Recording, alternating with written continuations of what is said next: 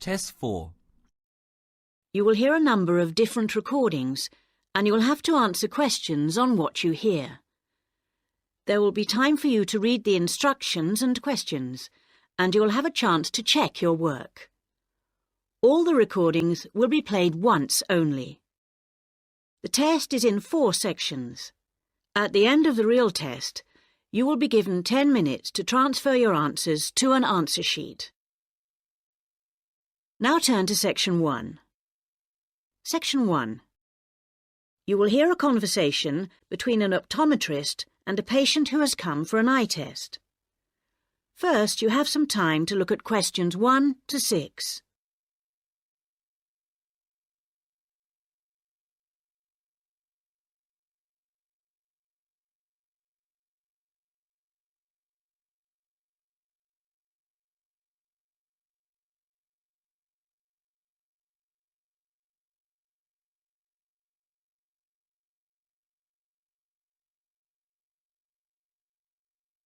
You will see that there is an example that has been done for you. On this occasion only, the conversation relating to this will be played first. Good morning. Can I help you? Yes, I'm here for an appointment at 10 o'clock with the optometrist. I'm a little early. I know it's only 10 to 10. Are you Simon Lee? Yes, I am.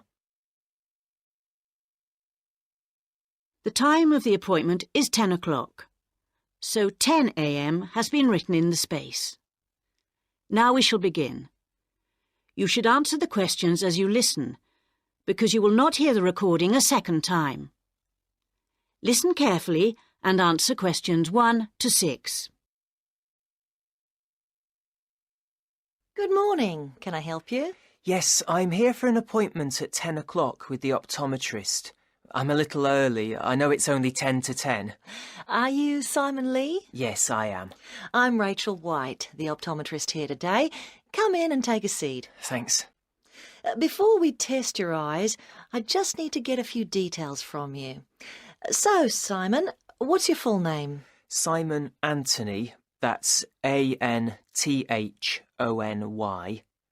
And my family name is Lee. L-E-E. And your date of birth, Simon? The 1st of June, 1989. The 21st of June? No, the 1st of June. Oh, whoops, sorry.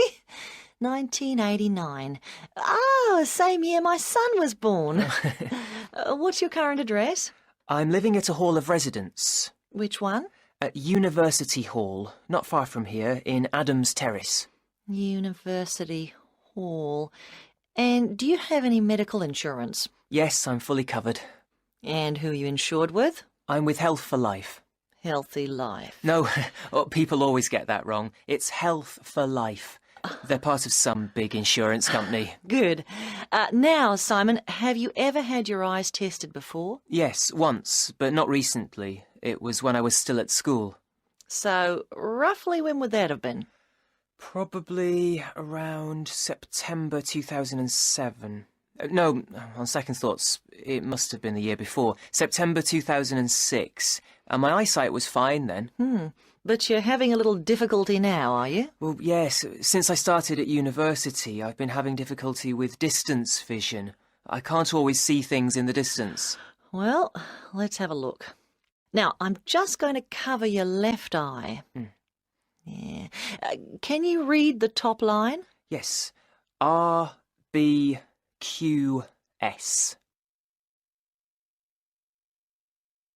Before you hear the rest of the conversation, you have some time to look at questions 7 to 10.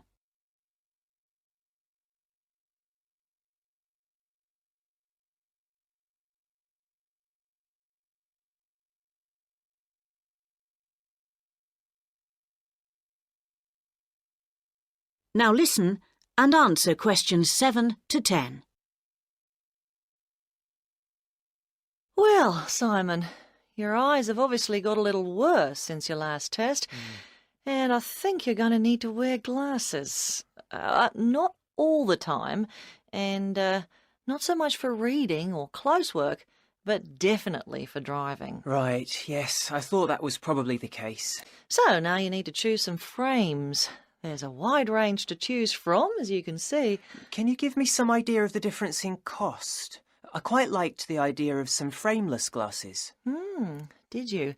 Well, the prices vary enormously, like everything, but the frameless ones are the most expensive. The cheapest are the ones with the full frame.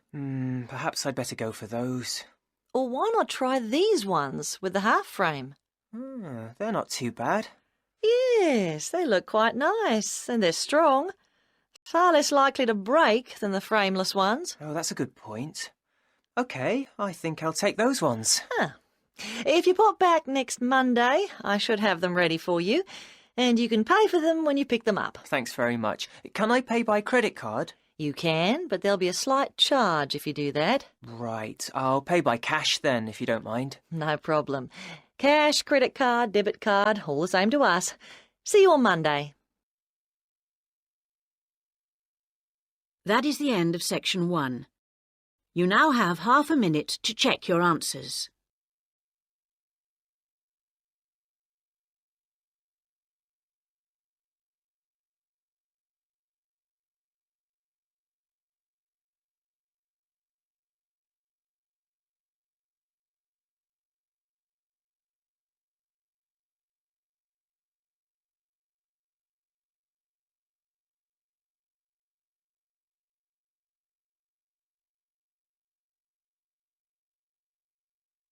Now turn to section 2.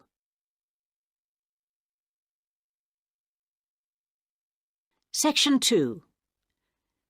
You will hear an extract from an audio guide to the Taj Mahal. First, you have some time to look at questions 11 to 16.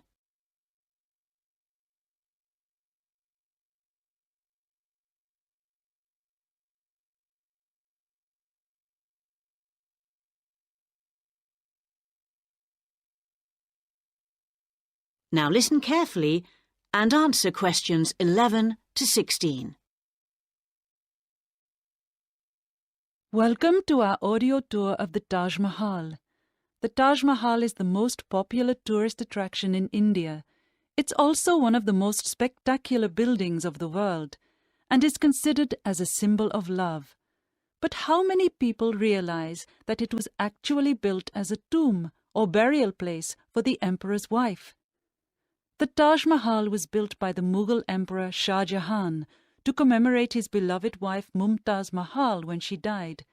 And although this was not his original intention, for he had planned to build a black marble tomb for himself, they both lie side by side in the tomb today. Emperor Shah Jahan's two greatest passions were architecture and jewelry, and both are represented here in all their splendor. The most skilled architects and craftsmen came from across India and countries as far away as Persia and Turkey. Much of the structure was built in white marble that was carried by 1,000 elephants all the way from the Indian region of Rajasthan, some 300 kilometers away. Crystal and jade came from China, sapphires from Sri Lanka, and turquoise from Tibet. But there's a lot more to the Taj Mahal than just the tomb. So let's have a look at the overall plan before we take a walk through the magnificent gardens. Your tour begins here, at the point marked with an X on the plan. This is known as the main gateway. Walk through the gate and you come into an elaborate garden. There are 2 marble canals studded with fountains which cross in the center of the garden, dividing it into 4 equal squares. Each of these 4 quarters is then subdivided into flower beds, so there are 16 flower beds altogether. The tomb stands majestically at the north end, not in the center, as you might have expected. Instead, at the center of the garden, halfway between the tomb and the gateway, there's a raised pond which provides a reflection of the Taj Mahal. It's a magnificent sight. On either side of the tomb, there are buildings made of red sandstone. The one to the west, to the left on our plan, is a mosque. It faces towards Mecca and is used for prayer. On the east side of the Taj is a building known as the Rest House. It's like the twin of the mosque, but because it faces away from Mecca, it was never used for prayer. Before you hear the rest of the guide, you have some time to look at questions 17 to 20.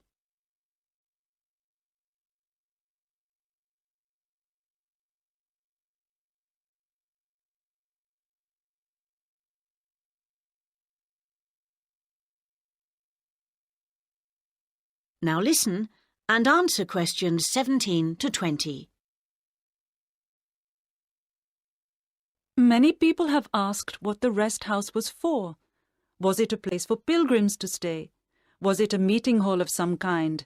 Perhaps the most likely answer to this question is that its purpose is purely aesthetic, to act as a visual balance for the mosque and preserve the symmetry of the design of the whole complex. Let's have a look at some of the engineering features of the garden. For one thing, they require a constant supply of running water. When it was built, water was drawn from the river manually, using an elaborate rope and bucket system, pulled by a team of bullocks. The water was then brought through a broad water channel and held in a number of supply tanks. These tanks were at varying heights off the ground and were ingeniously designed to store the very large amounts of water required. Using an elaborate system of underground pipes, the water was then distributed from the supply tanks to each of the fountains. To ensure that the water pressure was the same throughout the garden, there was a copper pot under each fountain connected to the water supply. It was undoubtedly a brilliant system. That is the end of section 2. You now have half a minute to check your answers.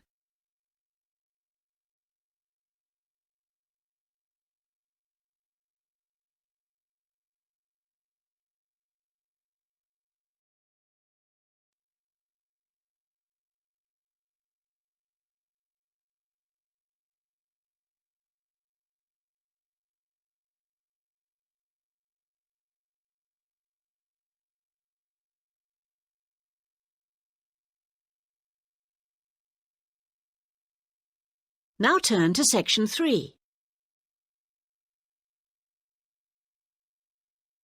Section 3. You will hear a tutor and 2 students discussing the crop rice. First, you have some time to look at questions 21 to 24.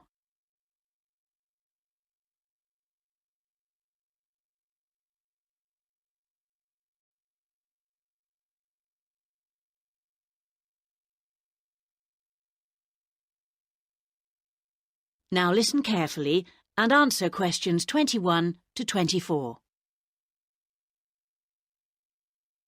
Good morning, everyone.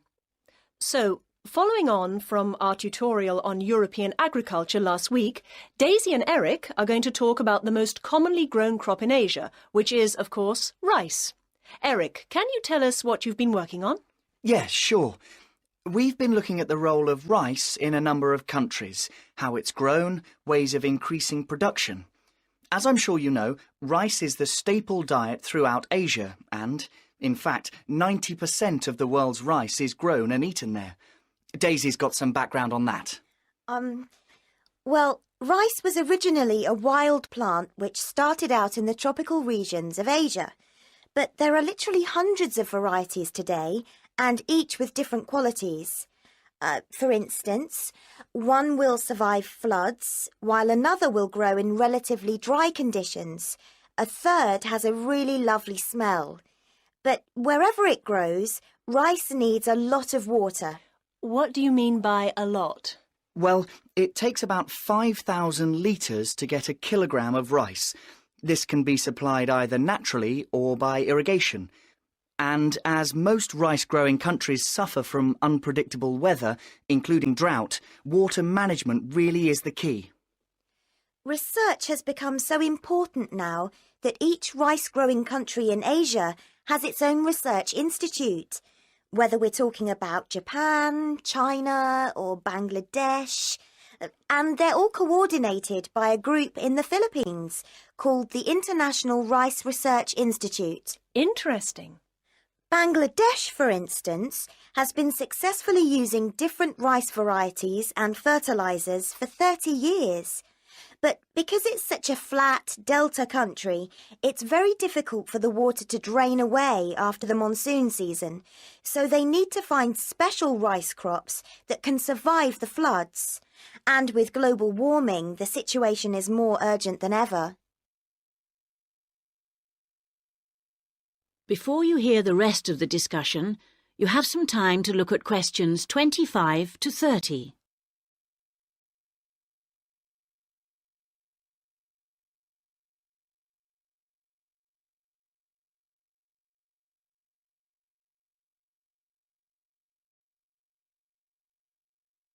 Now listen and answer questions 25 to 30. Now I'd like to move on to our comparative study. As you can imagine, China is the world's biggest rice-producing country. Collectively, the Chinese people probably eat more than 3 billion bowls of rice every day. Quite a statistic. And of course, rice plays an important cultural role too. We then compared China to Thailand. You know, even though Thailand only has about 64 million people, it's the world's #1 exporter of rice. Not China, as you might imagine. Is that so? Yes, they send their rice everywhere, in particular to Europe, as well as Africa and the Middle East. Apparently, the fact that jasmine rice is growing in popularity is one reason why Thailand's rice export industry is doing so well. People want something a bit different. And of course, Thailand is well suited to rice growing. Good climatic conditions and lots of fresh water. Going back to China for a minute, we should mention that at the Rice Research Institute in Huangzhou, they're working on ways of improving rice yields using less water. By yields, you mean the amount they can grow? Yes, they're trying to find ways to get more rice from less land, improve the taste, but also have other things in it besides carbohydrates so that it's healthier, better for you. Good idea, considering it's the staple food. And then you've got Japan, which is totally self-sufficient when it comes to rice.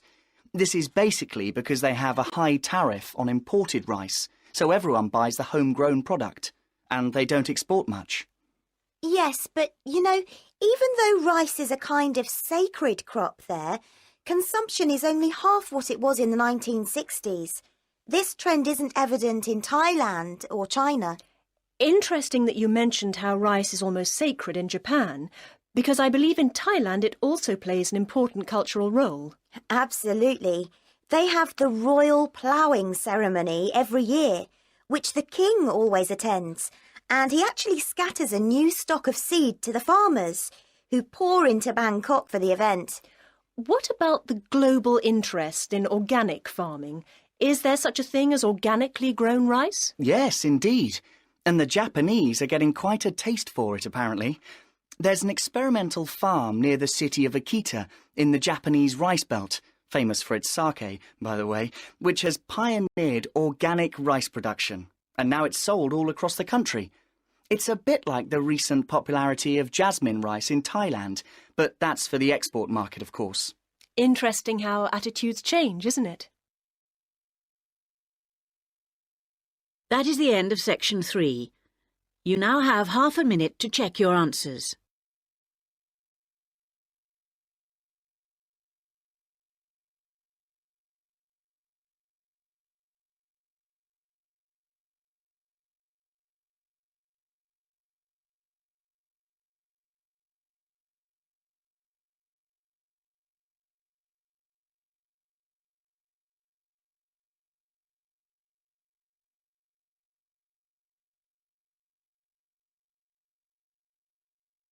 Now turn to section 4. Section 4. You will hear part of a lecture about writing for radio. First, you have some time to look at questions 31 to 40.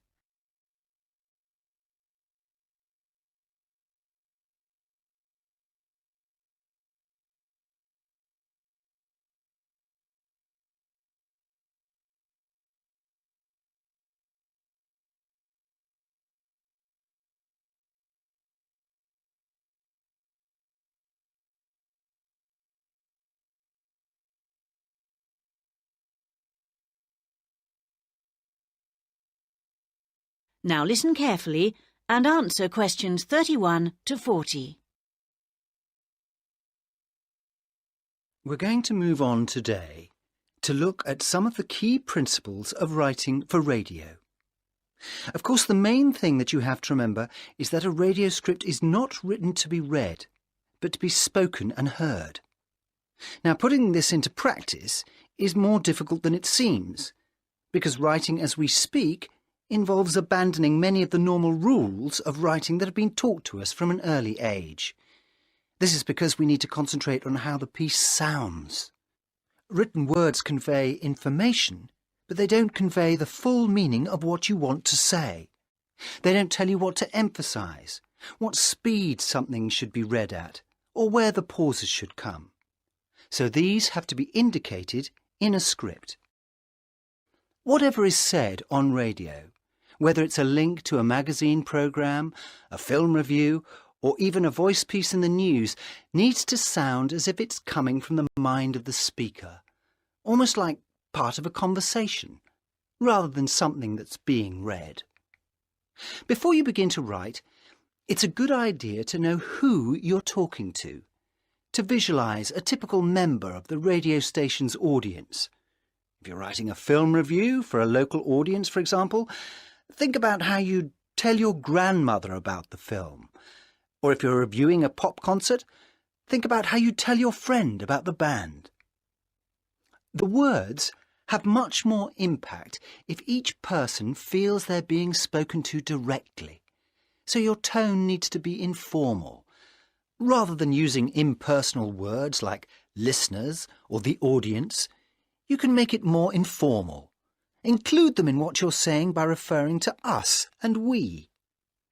Once you know who you're talking to, the next thing is to work out what you're going to say.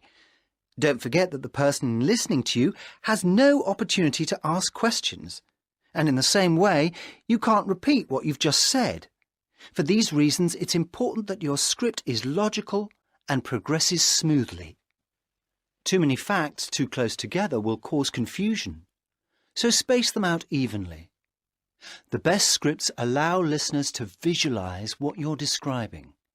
For example, instead of giving the physical dimensions of a field, describe it as being the size of, say, a football pitch. If you're talking about a tall building, relate it to perhaps a 10-storey block of flats. Now, all scripts need something that will grab the attention of the listener. You need something that'll make them say, "Hey, I want to stop and listen to this." So the first sentence has to do this for you. It needs to be intriguing, interesting, and then it needs to be backed up by a second sentence that explains what you're talking about. The last sentence should also give your listeners food for thought and can be in the form of a question or a statement that sums up the item. After you've finished your script, you need to polish it up. And the most effective method of doing this is by reading it aloud. This also helps you to avoid tongue twisters or words that you might find awkward to pronounce. That is the end of section 4. You now have half a minute to check your answers.